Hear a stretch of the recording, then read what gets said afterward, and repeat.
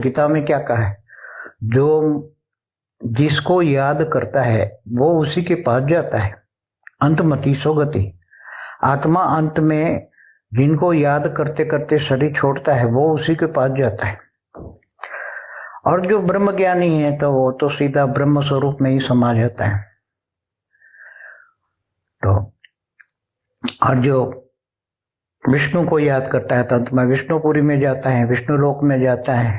और जो राम को याद करता है तो विष्णुपुरी में राम का जो साकेत लोक है वहां जाता है, वैकुंठ में जाते हैं आत्माएं। अलग अलग देवी देवताओं की उपासना करने वाले देवलोक में जाते हैं। जो शिव शक्ति की उपासना करते हैं तो शिवपुरी में जाते हैं। जो शंकर पार्वती की उपासना करते थे हिमालय में जाते हैं, शंकर पार्वती के पास जाते हैं।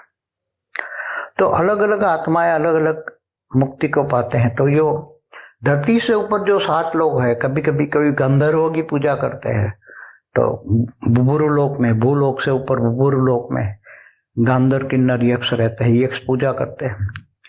जैसे धन कुबेर राजा की पूजा की धन के लिए, तो वो यक्ष लोक में जाएंगे क्योंकि यक्ष लोक का राजा और गांधर लोक का राजा, यक्ष किन्नर अलग अलग होते हैं।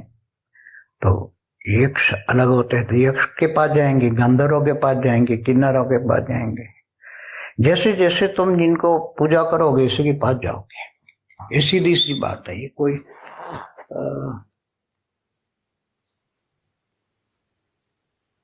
अज्ञान की बात नहीं, ज्ञान की बात है। ज्ञान ये कहता है कि तुम जिसको याद करोगे उसी से कनेक्ट होगे तो उसके पास पावर जो होगी वो तुम्हें खींचेगी और तुम उसके पास जाओगे। इसलिए कोई विष्णुपुरी में जाता है, कोई शिवपुरी में जाता है, कोई परमधाम में जाता है। और जो असुरों को याद करता है, असुरों की पूजा करता है, तो असुरों के नीचे 7 पाताल लोक में जाता है। अतल वितल सुतल तलातल महातल पाताल में भी जाते हैं। नागों की पूजा करते हैं तो नागलोक में जाते हैं।